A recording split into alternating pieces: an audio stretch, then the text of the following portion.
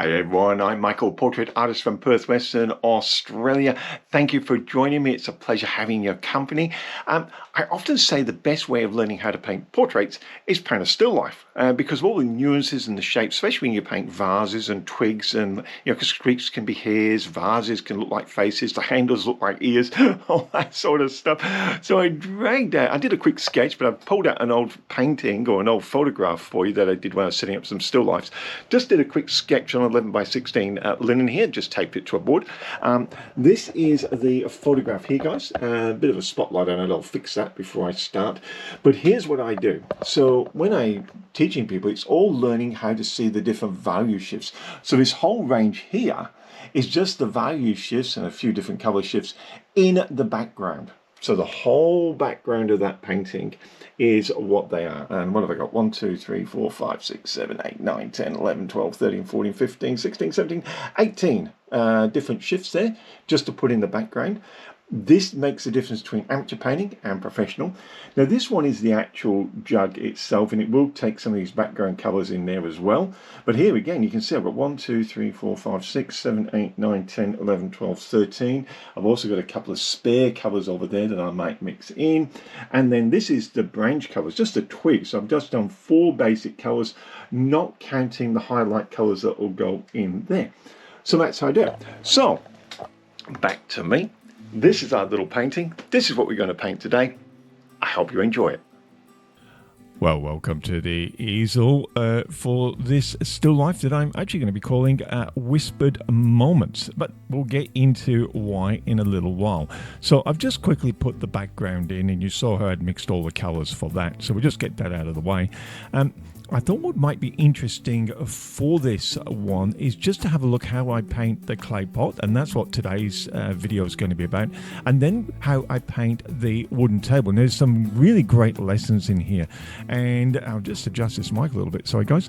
But one of the main lessons I think you're going to get is it doesn't have to be perfect. Now, you're going to notice some things in this, like my sketching. I always say the sketch is just a reference. It kind of reminds me of where things are meant to go, not exactly where I might end up with them. You might already notice that the handle on that jug looks a little bit like it's not quite right.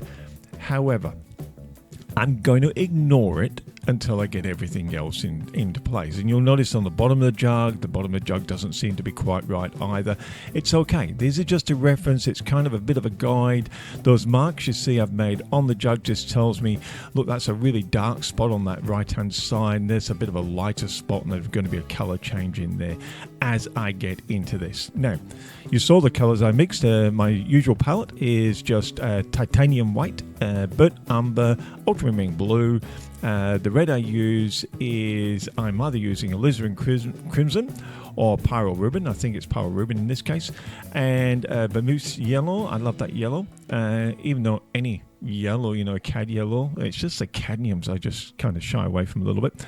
And then the black that I use, or I mix up, is just 60% ultramarine blue and the 40% burnt umber. That's how I do that. And you noticed on the palette, I pre-mix the colors, just makes things a bit easier. So now I can use those colors that I pre-mix for this jug, and I can use the colors that I pre-mix for the background, so I can get a real mixture going on there. And you can see exactly how many colors are going to go into this thing. Now, even though this is a fine edge detail that I'm just marking in here with one of my darkest, I always work dark to light, so this is a dark, and I'm using a number 5 filbert. I love my filberts. They've got a really sharp edge, you get a broad, and I'm able to push and pull and really get some texture on the surface of the paint as well. So in this, we are going to work dark to light. Now, one of the things I will say, as I said, the handle is wrong, but don't touch it yet. I find people try to correct things as they go, and they think they've got to be perfect. It's like, it doesn't have to be perfect. It just has to be there. And you'll notice that as your painting develops, you'll be able to see it more clearly. So let's not jump into fixing things as we go. Let's just go, well, that's a sketch. We'll just put the marks in for now. I'll use the brush and get some textures going on. And you'll notice one thing I do, and then we'll fix it later. And one thing I tend to do, you see that wiggly brush mark that I hold. I hold my brush all different ways.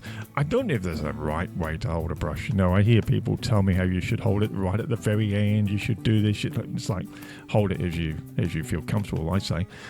So what I tend to do is I bounce around the object. So this jug is probably a great way to learn how to paint portraits. The great thing about still lifes is you can actually be a little bit looser, and what I mean is no one's going to know what the actual jug looked like in the first place that you're modeling. So it lets you relax a little bit more into the painting and lets you feel the actual object, feel what that object is giving you, its light and its shades and its moods and its atmosphere and its textures.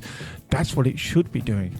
And if you can loosen up in that way, loosen up into actually feel the object, when you paint a portrait, if you can take that looseness into the portrait, you're now going to be able to capture character. You're going to be able to capture the actual person and not just replicate a photograph. Because if you want to make them absolutely picture perfect, then you might as well just get a photo. I can't remember which artist said it. He said, but a good portrait is a good likeness and something funny about the mouth. And if you know who said that, put it in the comments below. By the way, when we're talking about comments below, please like, share, comment on this video, subscribe to the channel. We're a new channel, brand new, just starting out.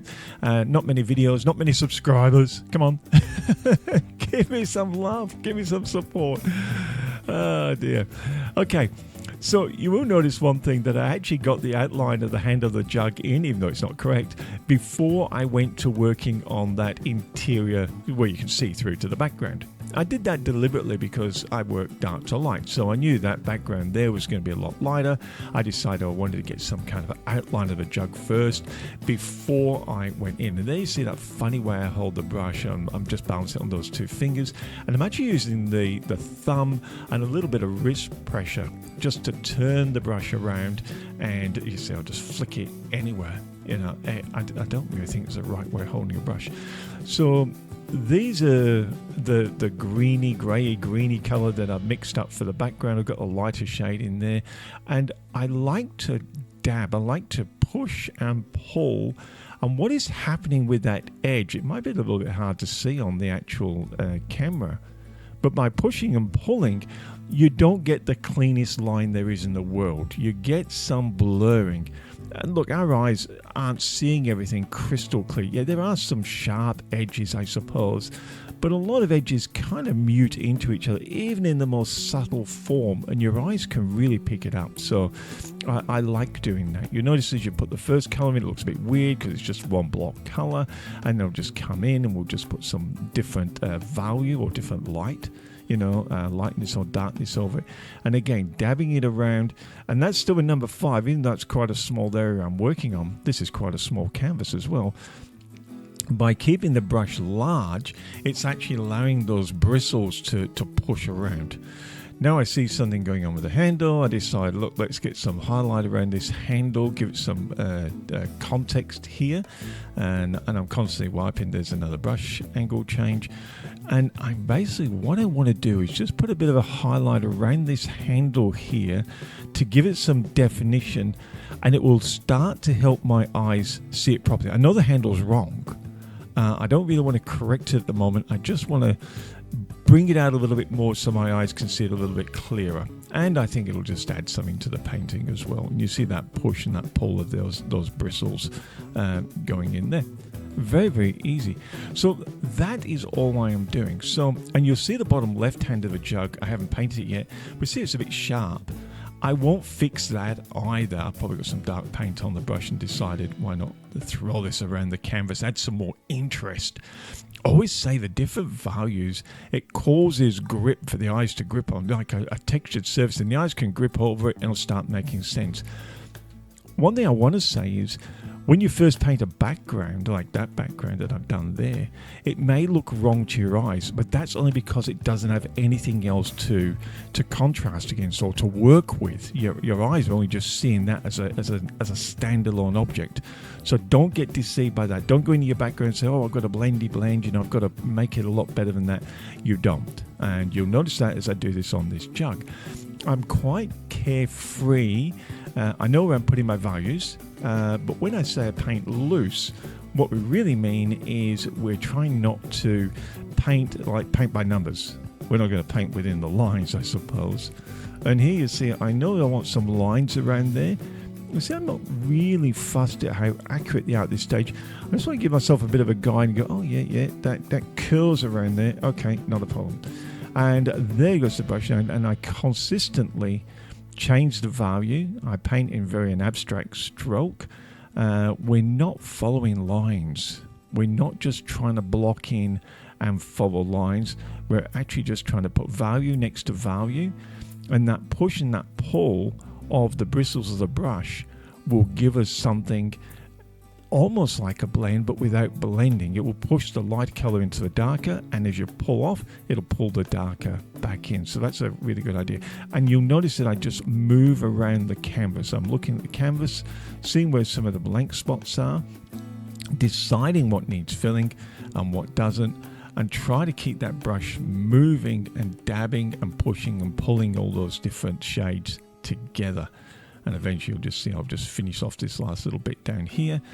And already it looks like it's too dark. People could go, oh my goodness, that's not going to work. That's too dark. And it's a bit hard to see the different values I've got going on there at the moment. They seem to come alive. As you get more values next to things, everything starts to come more alive. But at this stage, it looks very flat, very dull. And I often say to people, don't worry about it. And look, I'm sitting, a foot away from this thing, so it actually looks worse to me than it actually does to you on the camera. And I think that is one of the things just to be aware of, that will happen to you.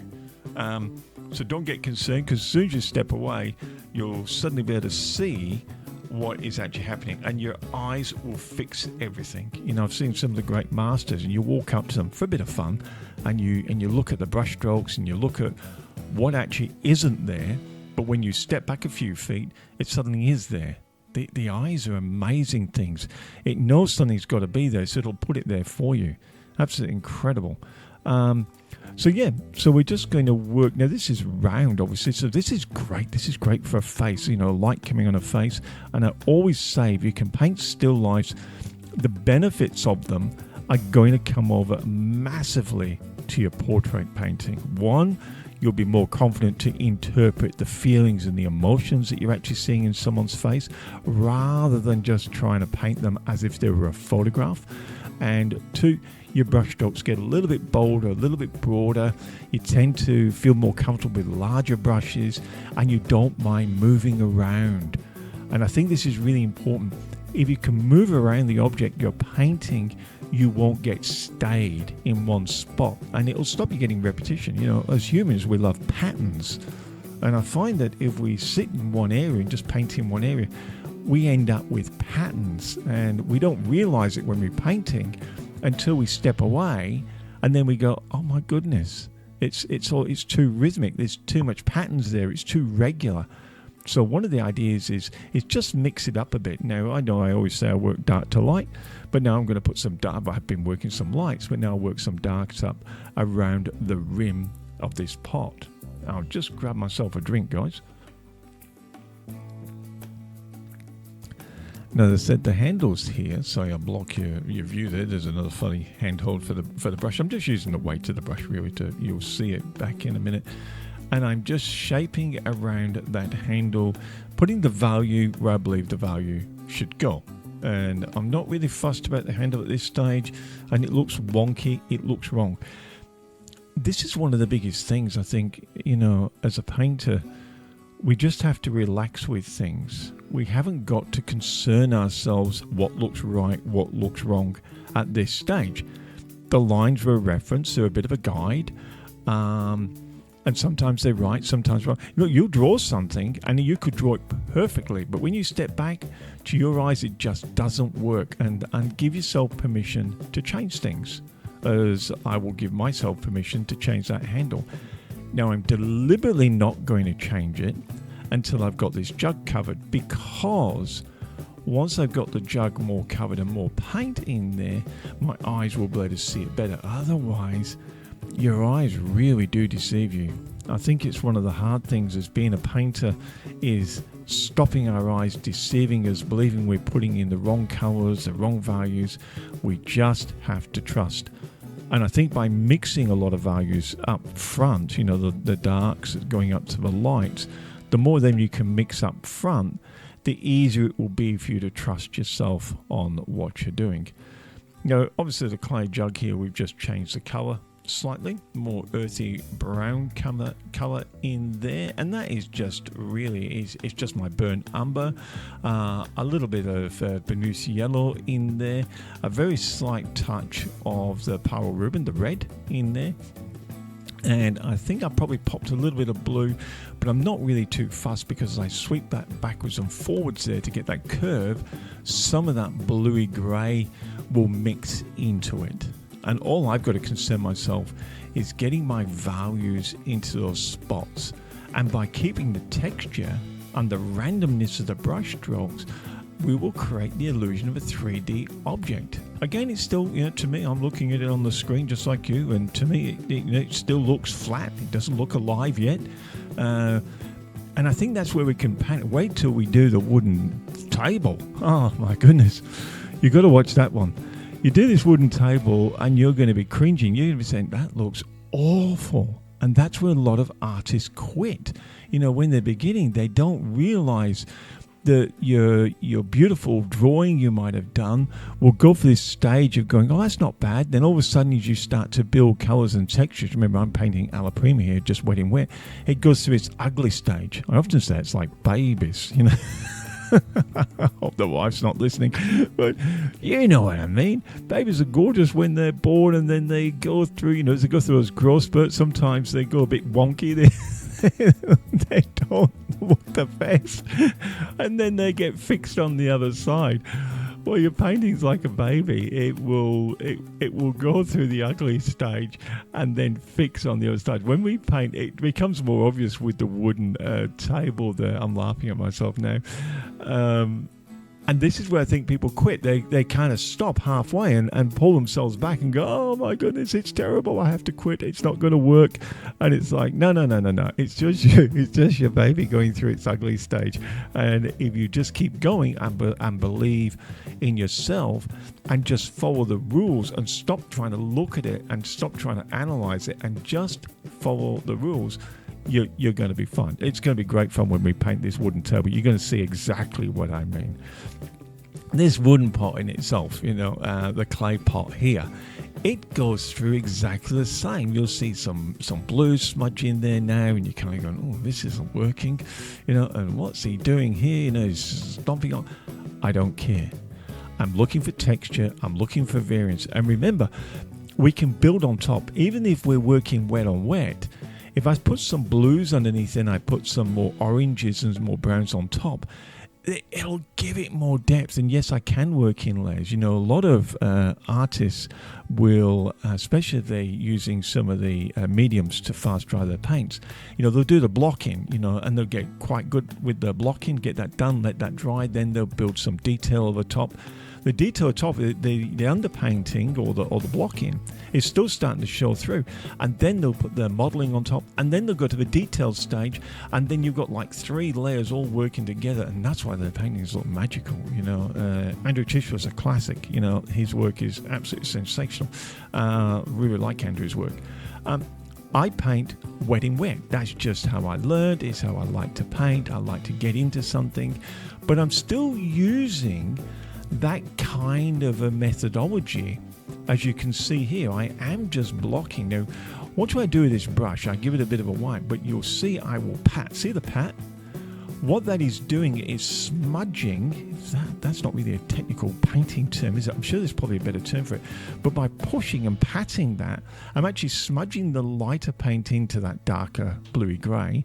But as the bristles pull back again as I'm lifting, it's pulling some of the bluer grey into the lighter colour. So now I haven't got an even edge there. It's not paint by numbers. I don't want a line. I want it diffused or fused or whatever you want to call it. I want it all messed up. And you'll see the same as this light. I'll put it in. I don't care. It looks blocky. But remember, you're going to start moving those little dabby edges. So I'm using that number 5 filbert. I've got a bunch of them, by the way. I am switching brushes. You just can't see it off camera. And look at that. 4 or 5 taps. And that has gone. Now, watch what I do on this line. This is really interesting. So I work from the light into the dark. So I'm dragging the light across into the dark here to give me my ridge line on this pot. And really, I'm just thinking, oh yeah, it should be about here. And that ridge line is going across. And I don't have to worry if the lines get a bit heavy. We can fix all this. Don't worry. Just put them in there. Don't go, oh, I've made that line too thick. You can cut back. Now watch what I do. I will now work from the dark to the light and see it come across. It's quite interesting. And look, it doesn't have to be perfect. This is an old clay pot. Nothing is perfect on it. And look, a face isn't perfect either. When you're painting wrinkles on a face, this is what you're doing. Don't just start on a wrinkle and go from one side to the other. Do bits, then do from the other end in, then fit the middle bit in. And then you can have a look, oh, that wrinkle or that line, in this case on this clay pot, is a bit thick. So what I'll do is, because I'm working wet in wet, so now I can move that paint around with the brush, thin those lines out just by wiping on top and beneath them. And that's how I'll get that effect. Let me just grab a drink, guys.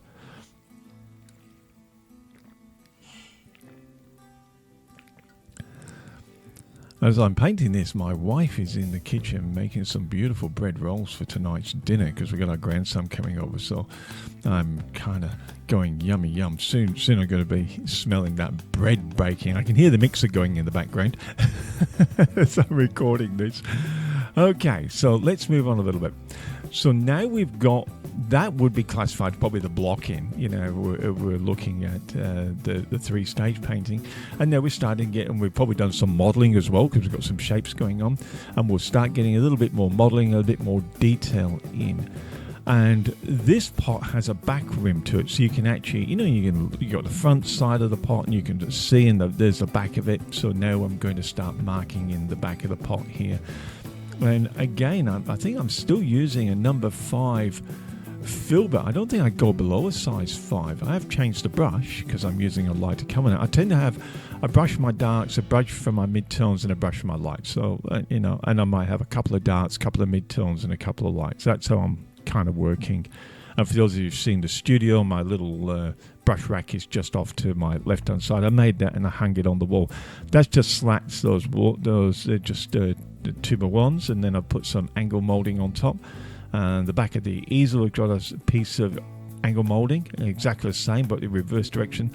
So the 2 angles locked together. I'm sure you've seen that kind of stuff before. If you guys want to see how I built my wall easel, just leave a comment below. Now with this handle, I'm just going to block in. Now, there are lights on here, but the worst thing you can do is go put light straight in. What you want to do is start off with a darker color, or a darker value, as a painter would say, and get that in first, and then you can come back on top of that with some lights, and that will really give you texture and depth, the darker undertone on top of that lighter top tone, and you will really see that start to work. And it really helps because I can move this paint around because it's lighter than the darker, so I can move it around. And now I go back onto it. I tend not to stay in one area too long because it's just will get you too regular. So now you can see the back rim on that forming quite nicely, and there's a fair bit of work in the clay pot. It's quite intricate, and I think that's the thing. When you mix all your values, it forces you to look and go, I haven't used those values yet. And it starts to look at the pot, and where you think it may have been finished, I see a lot of amateur artists, and they would go, oh, well, that's pretty good. Pretty good isn't good enough. You've got to start looking for these finer details. That's all I'm doing now. So we've done the blocking, we've done a bit of modeling over the top. Now we're going to look at some finer details to really bring this pot to life. As I have another drink, I've got a big 1.5 litres of water in front of me, guys. Got to keep hydrated in the studio, don't you? Okay. There's a little spout, so I just want to put a bit of highlight on the spout. What you're going to see, and this is another thing, I find that people, it's nowhere near pure white, by the way, but people go, oh, it's not bright enough. So what I've got to do is I've got to push the brightness up. Well, if you really want to push the brightness up, and you're going to see me do this very soon, make the darks darker. The ones next to it, make it darker. I'll just cut that lip in, that's why I'm doing that. But rather than, here's another hot tip, if you've painted something and you know that light value is the correct light value, and you go, oh, but it's not reading to my eyes bright enough, I need it brighter, don't try and make that brighter. Have a look at what is next to it and make what's next to it darker. That is a lot more effective. It won't make your brights look too bright, won't throw them out and make it look a little bit silly. What you're going to end up with is something that looks really, really good. More natural, we should say. So that's what you're looking for there. Now I've got all that in place. Now I can look at this handle and go, aha.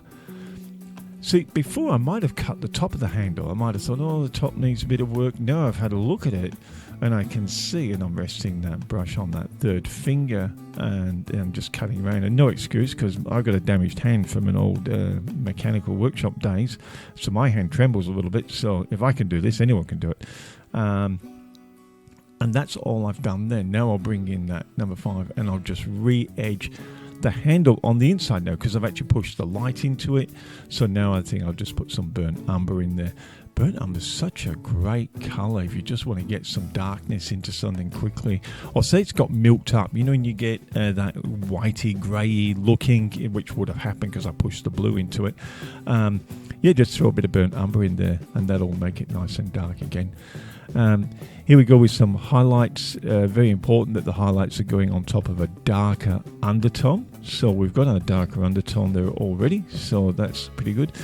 And you'll see how I just randomize, if that's a word. But you saw I just squished it on there. Now again, it's not reading bright enough, but I'm very conscious I don't want it to be too bright. So what do? I go right next door to it and I'll bring some of that browny red in, maybe put a touch of light down there. I think I took it out because I didn't like that too much. But by putting the darks in there and that really squiggly movement, that's great on faces as well. You'd be amazed. People aren't confident enough to do it. But do that squiggly movement on the highlight of somebody's cheek. And for some reason, it just reads like magic. Now you'll see I fixed the bottom of the jug up. You know, before we were talking about the jug and going, it doesn't look right. And I didn't fix it at the beginning. I wait. I tell you, patience is such a great thing in art. And here we go. This jug is just about done. I'm going to do the table the next time. I think that's going to be really, really exciting. You'll see what I mean about when it goes ugly and then comes good again. And there we go. Clay jug.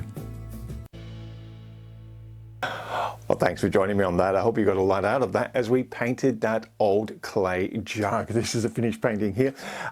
Next time, we're going to be painting the wooden bench, so I hope you can join me for that. Please don't forget to like, subscribe, comment, share the channel, trying to make the thing grow. It really would be appreciated. Thanks very much for joining me. I really enjoyed having your company, and I'll see you on the next one.